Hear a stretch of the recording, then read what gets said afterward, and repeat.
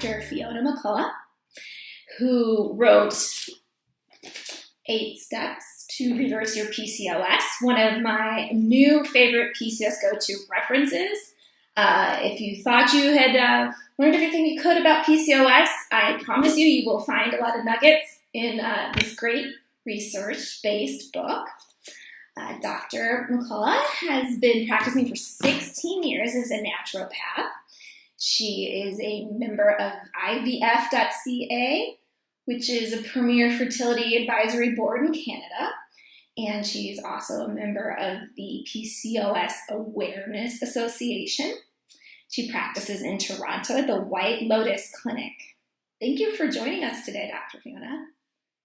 Well, thanks for having me, Erica. It's an honor to speak with you. I've been following what you've been doing for such a long time, and I'm excited we're finally doing an interview.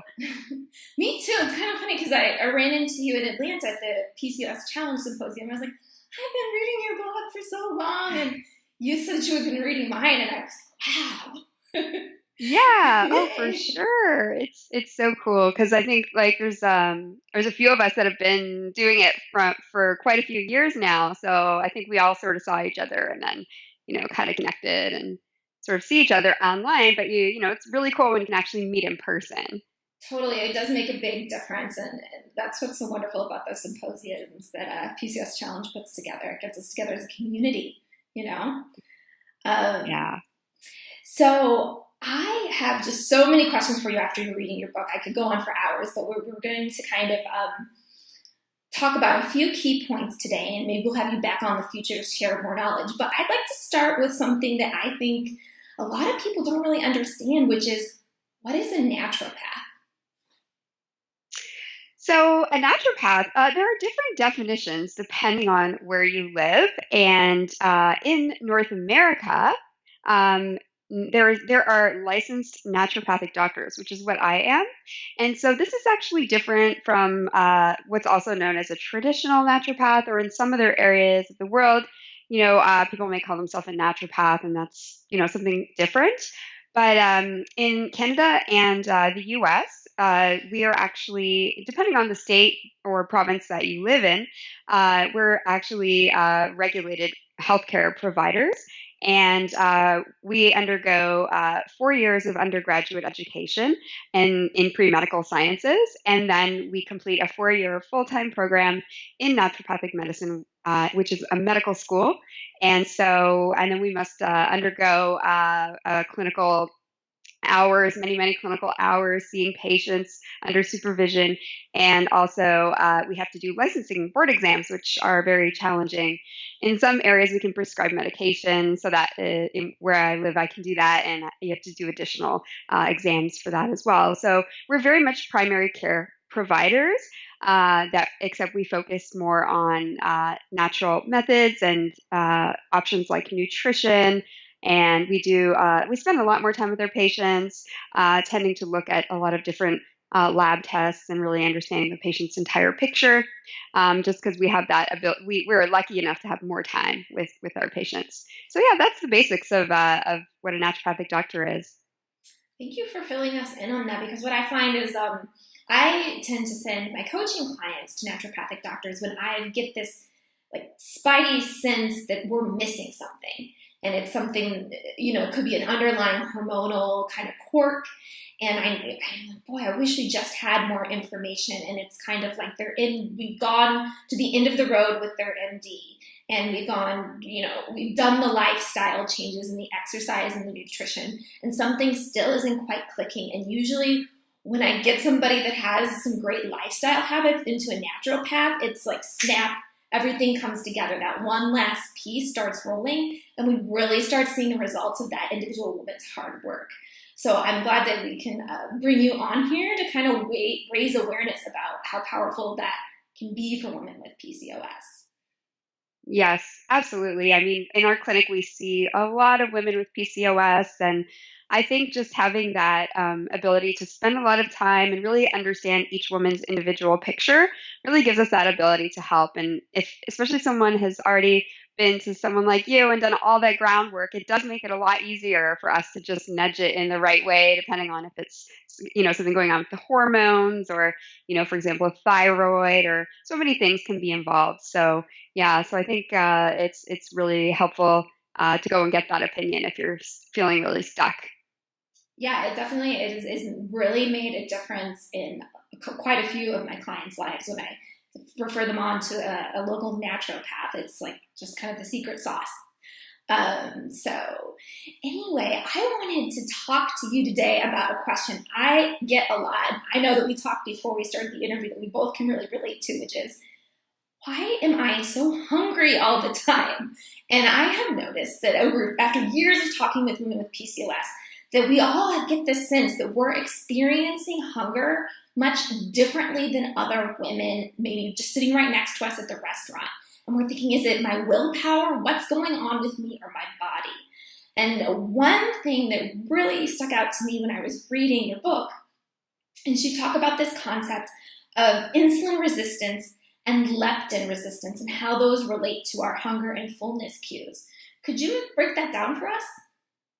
Sure, absolutely. And we definitely know from many studies that women with PCOS are more prone to a variety of eating disorders, often binge eating, and then that can lead to other kinds of eating disorders.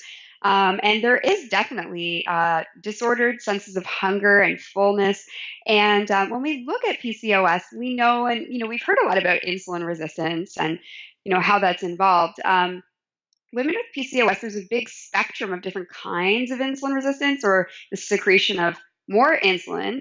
And so, insulin, we can talk a lot more about that later, but it's basically the hormone that helps us store fat, and it blocks the breakdown of fat. And then it actually takes the sugar from the blood and moves it into the cells. So it does have a big impact on blood sugar regulation. And women with PCOS tend to have more insulin, or their insulin is high for a longer time. When that happens, there's a hormone in that's called leptin, which basically is involved in telling our brain, whether or not we're hungry at that time. And very much they go hand in hand, insulin resistance and leptin resistance. When you're leptin resistance, you don't get those feelings of fullness, and the desire to eat is much higher. And these are very like primal parts of our brain that are really there to help us survive famines, and we've never had this much food available to us. So these are strong mechanisms that we have, and in women with PCOS, those are real physical changes and hormonal changes that actually make feelings of hunger.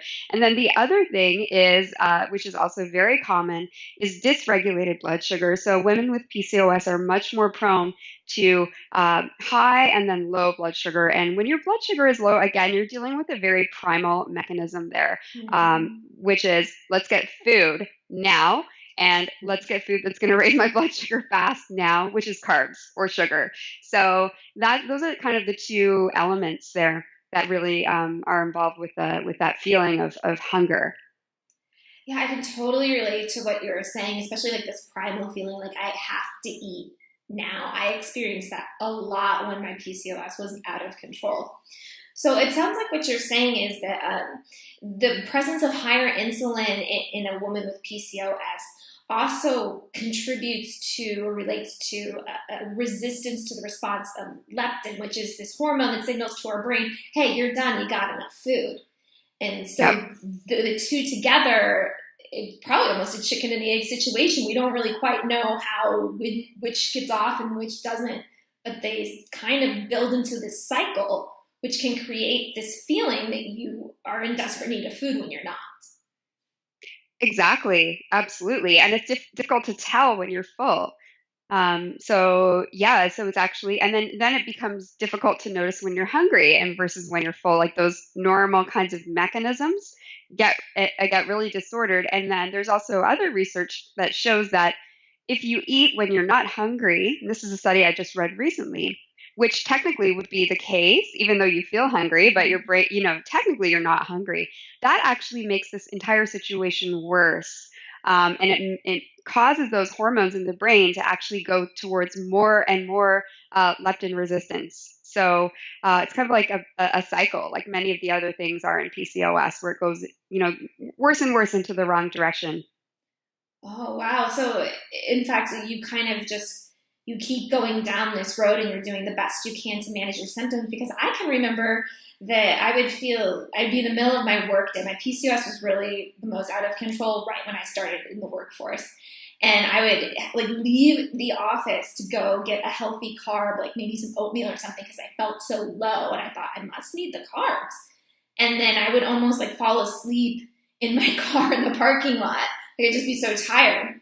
And it wouldn't really fix the problem. It would almost be like through gasoline or whatever was going on.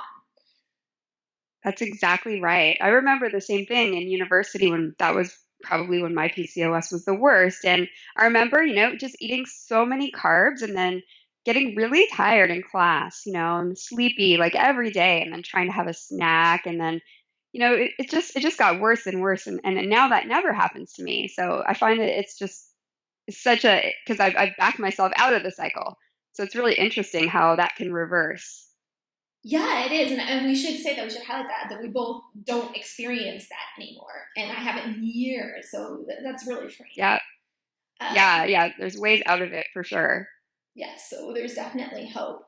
And another thing that I notice, a problem that I see a lot in my coaching, and I can remember from my past, is eating like a good balanced meal and then usually wanting something sweet or feeling hungry very shortly after that. Is there some sort of hormonal reaction going on there that's perpetuating that in PCOS?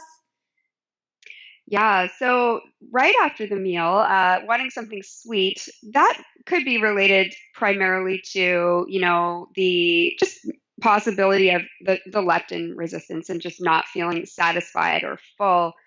And then there's the possibility of what's called reactive hypoglycemia, which usually happens, after the meal, sometime after. It can be anywhere from, 30 minutes to even up to 3 hours. And that's because there's different reasons for that, but the most common one is that the insulin levels that we secrete are very, very high after eating, which causes, definitely the blood sugar to go down, but then it can cause it to go down too far and crash. And so then the blood sugar kind of drops really low, and then you feel like you have to have something to eat again. Okay, I get it. So it sends you on this roller coaster, and it could be a mix of the insulin or the leptin resistance. So you're kind of almost like getting false messages from leptin, and then you're getting this low blood sugar from being insulin resistant. And that's a nasty combination when you're trying to control your portions. It really is. Yes, because we just don't have those same signals that other people have when they just eat a regular meal. So for us, we would have to change like the composition of the meal to help us start to regain the sensitivity to those signals again. Yes, and we're definitely going to get to some action steps that you can take so that if this is a problem you're experiencing, there's a way around it. But I wanted to cover one thing while we're on insulin resistance. Is PCOS just another form of diabetes? You hear a lot of people talking about our insulin resistance as if it is diabetes. Is that an accurate description? No, not at all. And I see this happening a lot in my practice where I get women coming in, with PCOS, and they're basically they go to the doctor and they get they get tests for their blood sugar levels or insulin levels.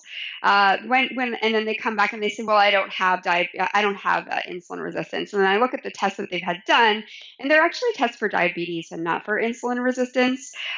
Most doctors don't order those tests at all. And so they will not pick out insulin resistance. So you can get diabetes after you have insulin resistance for many years. Mm-hmm. But while that insulin resistance is going on, a lot of the damage is already happening. By the time you get diabetes, you've gone so far down that road, and you could have intervened much earlier. So part of it is doing the right test so that we can pick it up and know if someone's actually insulin resistant.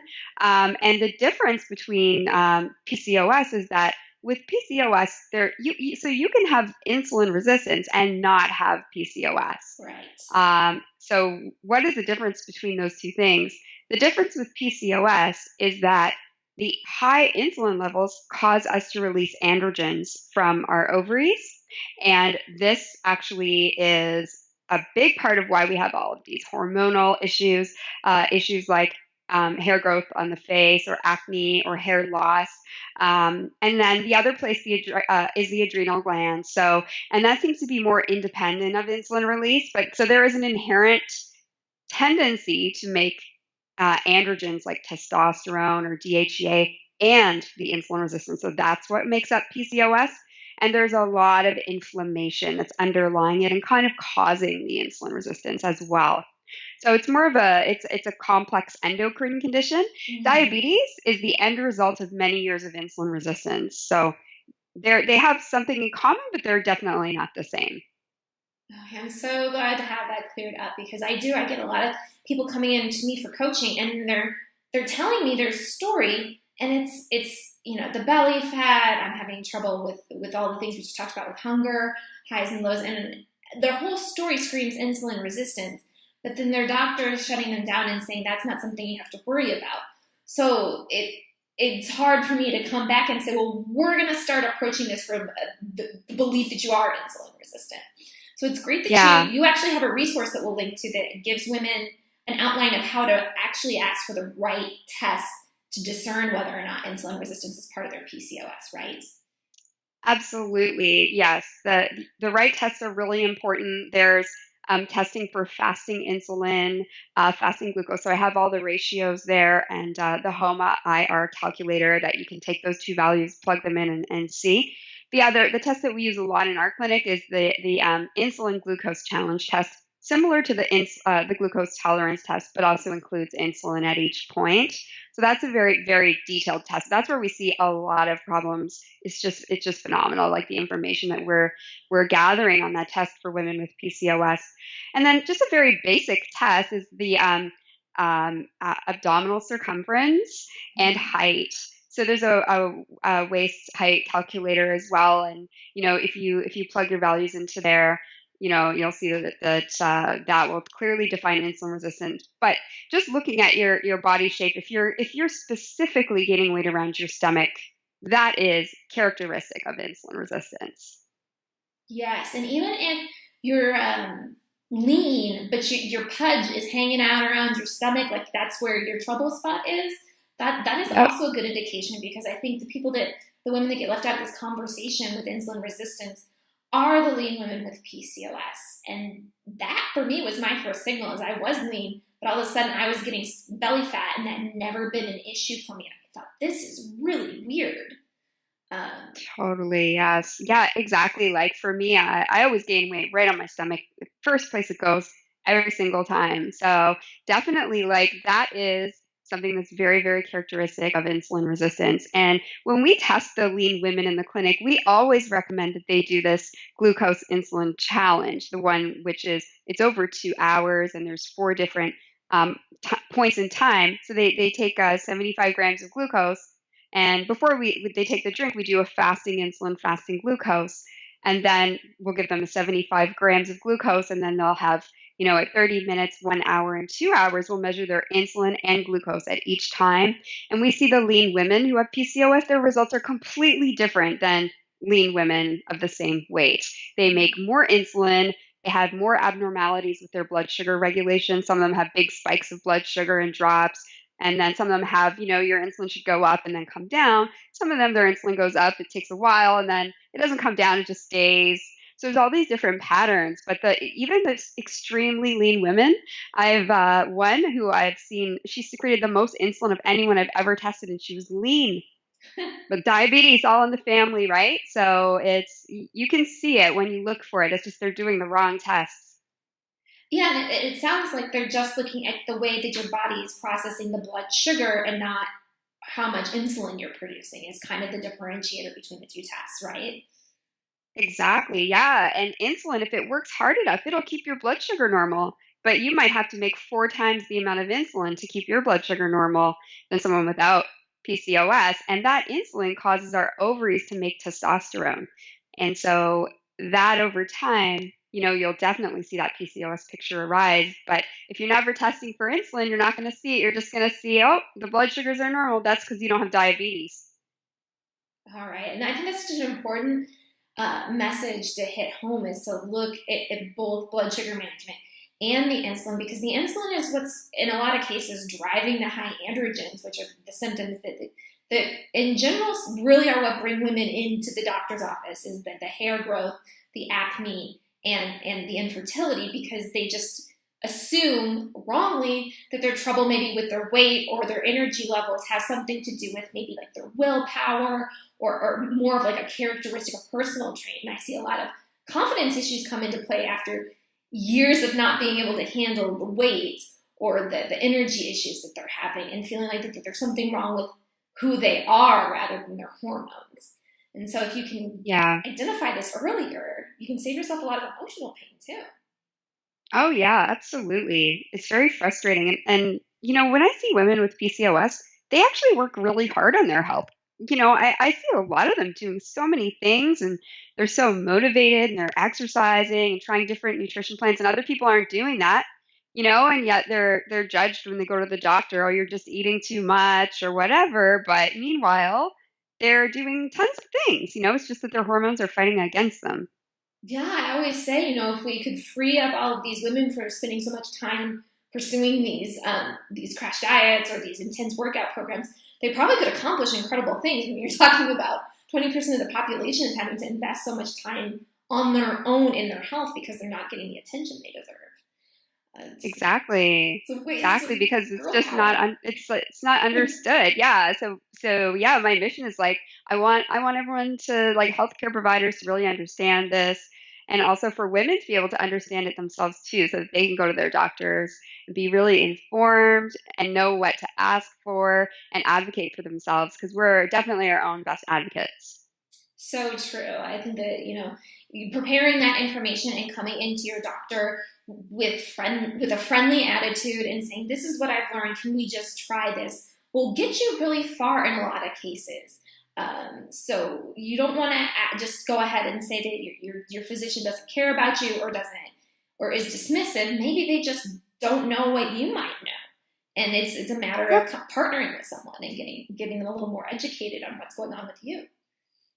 Yeah, yeah. And PCOS is a complicated disorder. It's really, really complicated. So, I think it's just not as well known, and we're learning so much. So anything that you learn that you can share, I think it's great for everyone involved. Absolutely. Okay, so we've talked a lot about this complex interplay with insulin and leptin and your hormones, and how it makes it so difficult for you to manage your hunger and even get to the bottom of it. But let's say you're like, all right, Dr. Fiona, I believe you. My hormones are making me more hungry, and it's not just about willpower. I'm going to stop punishing myself about this. I'm going to get to the bottom of this. What are some action steps that women can take to tamp down this hormonal hunger, as I'm calling it right now? Yeah. So the most important thing, I think, is, as we eat in the right way and get out of insulin resistance, it gets easier and easier. So every step that you take, it gets easier and easier.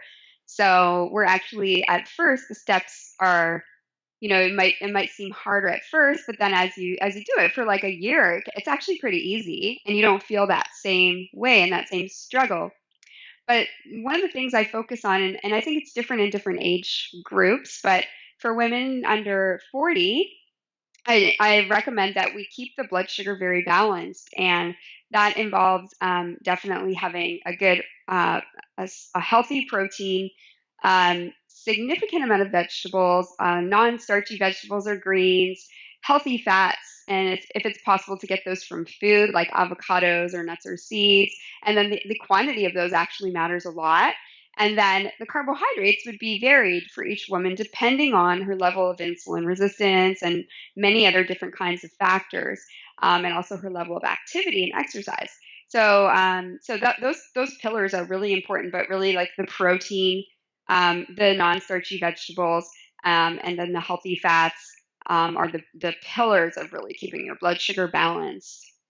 Okay, so I call this the PCOS plate, where you have half your plate with vegetables and a corner with protein, and then maybe another little corner with the appropriate amount of carbohydrates for you, which is important to note that it varies between woman to woman, and you might have to play around with that. And Absolutely. Yeah, and the thing you said that I think is really important, that that a lot of people don't get is that this is kind of a snowball effect. When you first start rolling down the hill, you're going to go slow. But as you gain momentum in a year or so, you will find that this hormonal hunger, the cycle really breaks down and it's no longer part of your life. So just remember, it took you years to probably get to this point, and it's going to take some time to roll down that hill. Yeah, yeah. And even after a month, like a lot of the time, people notice huge improvements and just don't feel as hungry at all. And then by the time you do that for like a year, it's just sort of a different scenario altogether. So it's so true. Just keep at it. And getting off of it for one day is not going to matter. Just get back on it again. Don't get discouraged. It's just about doing it, the best you can every day. Absolutely. That's right. Just because you don't do great one day doesn't mean that the collection of days over a year aren't going to be mostly good and you'll see a result. Exactly. So when you were describing how your basic recommendations for food, I wanted to talk to you about something that I found just really interesting. It was a total game changer for me in the way I look at nutrition, which was in your book, you bring up the insulin demand index. I was wondering if you could describe that a little bit for us and how a woman might apply that if maybe she's already gotten her basic habits down of that nice PCOS balanced meal, but she'd like to take it maybe to level 2. She's ready to look deeper into her nutrition.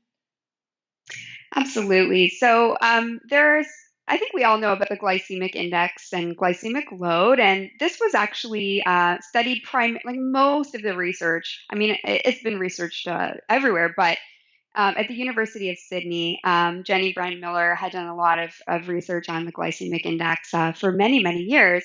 And so what happened was that, they were noticing that, yeah, this matters. We know that, and the glycemic index really, it only includes carbohydrates and sugars. And it tells us how much our blood sugar rises after we eat a certain food. And so they had been applying that. And, I think we've all heard, obviously, high glycemic index foods are going to rise our blood sugar. And then, that will make our insulin go up and then our blood sugar will crash. So that's interesting. But then what they were noticing was that they were studying type 1 diabetics who don't make any insulin. They have to inject all their insulin, and they have to guess how much insulin they should inject for a meal. And so they were guesstimating that based on something called carb counting, knowing that carbohydrates they do require insulin to be used.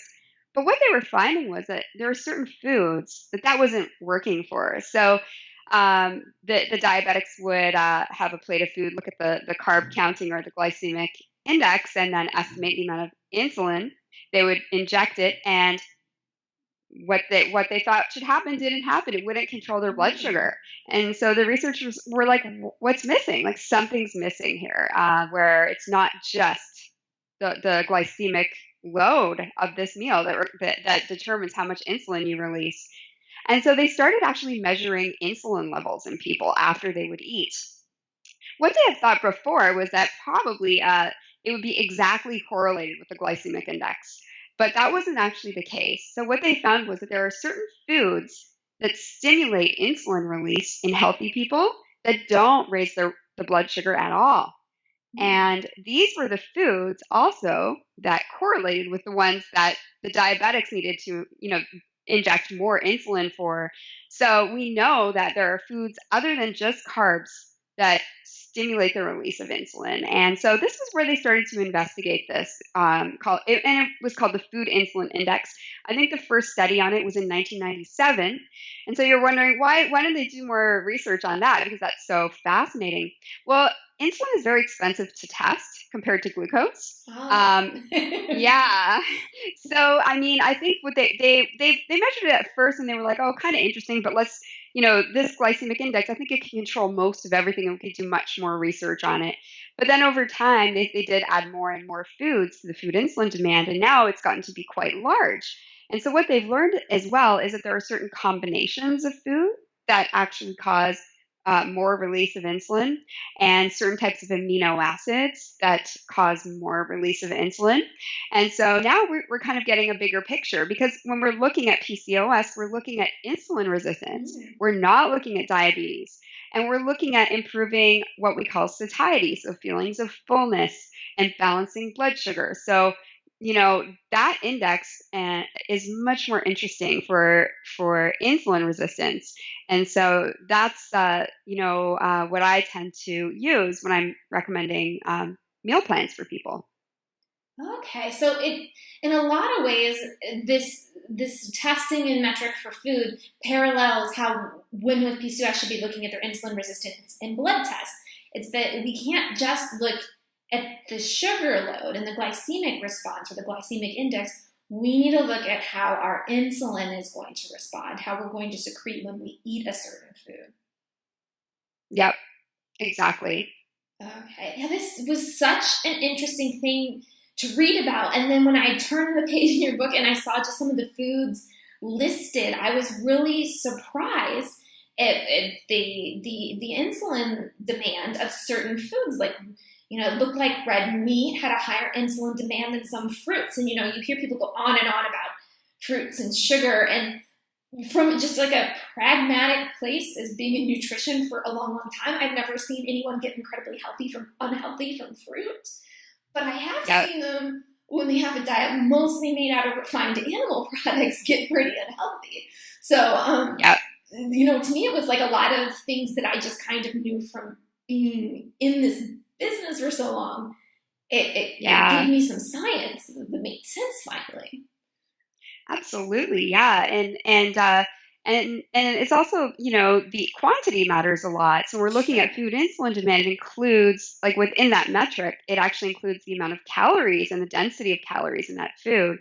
So when we're looking at fruits, it would depend on the kind of fruit. That would be the insulin index, and then how much of the fruit you're having. So that matters too. And then considering that it's a carbohydrate. And then red meat, of all the meats, it does have the highest insulin demand because of its amino acid composition. It's made more of amino acids that stimulate insulin release, whereas fish is lower. So it's quite interesting. And even when you look at some of the populations that have shown to have low levels of diabetes and prolonged health, they tend to be more towards pescatarian, or they don't eat a lot of red meat. They eat chicken, fish, beans, nuts, lots of vegetables, olive oil. And so there's lots of different types of diets like that. And it doesn't mean that you can't ever really have anything. It's just about being educated on what those different foods can do to us, and making the best choices with the options we have available. But I totally agree. You start to see those correlations, and dairy is a great example. Because of all the proteins, that dairy protein is extremely stimulating to insulin, and it causes us to make huge amounts of insulin. And the reasoning for this is actually very good, because dairy is made to grow baby animals, and insulin supports the storage and growth of energy. Storage of energy for growth, basically. So it's a fantastic food for baby animals, to grow. When we're already insulin resistant, it's going to make us make more insulin, and we don't want our fat cells to grow either. So that is not necessarily a really good food for anyone who's insulin resistant, particularly the protein of dairy. And this is why bodybuilders use whey protein. It has a lot of these branched chain amino acids that trigger insulin release, but the way they're using it is different. They're using it right after they're doing muscle training. And so those amino acids go right into their muscles. But if we're having that for breakfast, like a whole bunch of Greek yogurt full of those amino acids, and we're not working out right before that, well, that's just going to raise your insulin, and then everything you eat right into the fat cells. So basically, it's about knowing really what it does, and when it would be a good time to have that. And also, we know for sure that women with PCOS who have acne, dairy always triggers acne. And it used to be thought, oh, it must be the hormones. That never really made sense to me. So I was like, other foods have hormones in them. It's just there's something about dairy that's really triggered, because I had cystic acne for many, many years. And then when I read this information, I was like, oh, this makes so much sense, because insulin triggers IGF-1, which is one of the main aggravators in acne. So yeah, it puts a lot of pieces of the puzzle together. Yeah, it really did for me too, because I've heard, there's this kind of a floating idea out there that there was some sort of PCOS dairy correlation. But every time I read something, I found it really dissatisfying because I was like, well, all foods have hormones. You digest them. That doesn't mean they go into your bloodstream. So I was like, that can't possibly just be the end of the story. And when I read this, I was like, okay, I get it. Because I know a lot about branched chain amino acids and how they help you build muscle and mass, because I worked in gyms for years and some of my best buddies look like a He-Man doll. Yeah, I'm sure you do, right? It's a very popular supplement, right, for Right. bodybuilding. And if you, Yeah, if you want to get big and you want to get muscular, you can't just strength train, whether you're a man or a woman. It doesn't work that way. These people that are professional bodybuilders, it's like they're running to their gym bag to get that whey protein after they work out, yes, because they know that it helps, and they see a competitive edge when they get that insulin response. And so it's yeah. something that's actually sought after in some cases. And maybe if you are looking to build more muscle, you could utilize that in your training, but maybe starting off the day with a whey protein powder shake because you're too busy to make breakfast might not be the best choice if you're not following that up with a nice set of strength training workouts. Exactly. Yeah. And then, the other option too is like you can do like a vegan protein powder, which is Mm-hmm. lower in those amino acids. So if you are wanting to have a smoothie, you could do that. And then make sure you put lots of non-starchy vegetables in there. Put some healthy fats like avocados or almond butter or something else like this, make sure that you're building out that full palette, and then just berries as your carbohydrate, just to build out that full palette of, is that a lot of proteins do stimulate insulin release, but whey would be the most stimulating. So that would be reserved for post workout and muscle training specifically. Specifically. Yeah. And so I don't know if we mentioned this before, but I'm just going to add a little side note that amino acids, branched chain amino acids, those are the smaller bits and pieces that make up protein in general. So if you were kind of like, what the heck are they talking about? It's just a fancy word for the stuff that makes protein. Yep, exactly. I just Yeah. realized we got a little nerdy there. We did. Yes, I tend to do that. So feel free to pull me back out of the geekiness if it happens again. I mean, I'm the same way. I'm just like, what? Branched chain amino acids? It's a household word. I know, right? I know. So, and I like what you said about the smoothie. So it's not like, when someone hears this, oh no, I have to trash my smoothie ritual in the morning, which is totally working for me. It's, you can use the information from this insulin index and this to just tweak what you're already doing and give yourself a little bit more of an edge. You don't have to just completely erase every good habit you have and replace it with a new formula, right?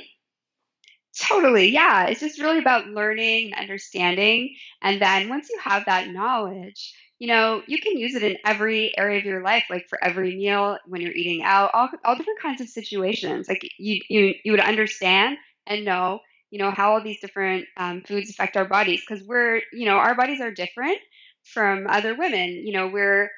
We're more likely to secrete more insulin in response to these foods, and we're more likely to have ups and downs of blood sugar. And so when we know that, we just have to eat a little differently. Doesn't mean that we can't enjoy our favorite foods. We just have to kind of hack them. Yeah.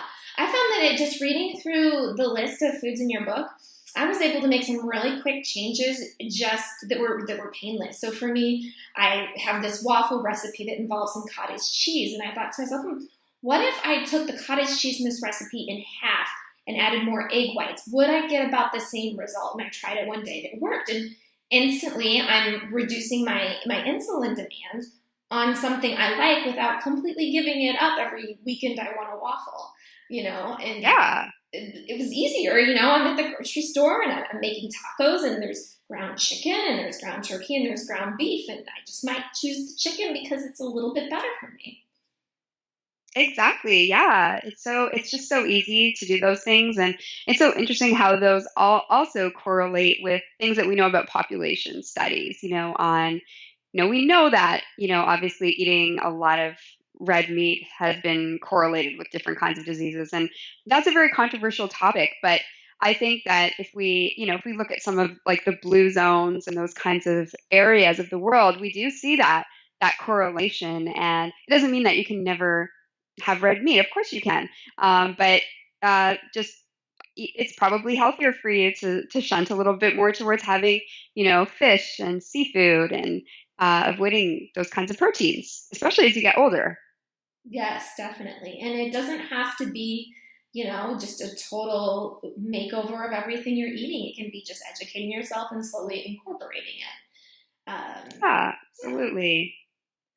Well, I want to thank you so much for this conversation. I think it's going to be very illuminating for a lot of women and give them some more context to work both with their physician and with their own nutrition plans and really help them feel more confident.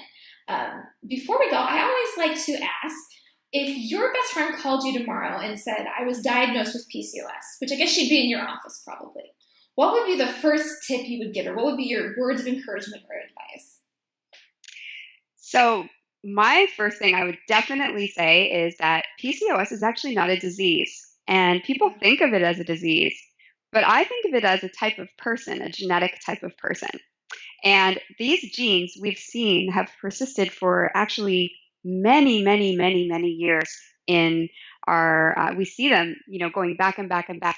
And we've learned over time that the people who have these genes are actually the ones who would survive times of famine the best because they're very good at storing energy.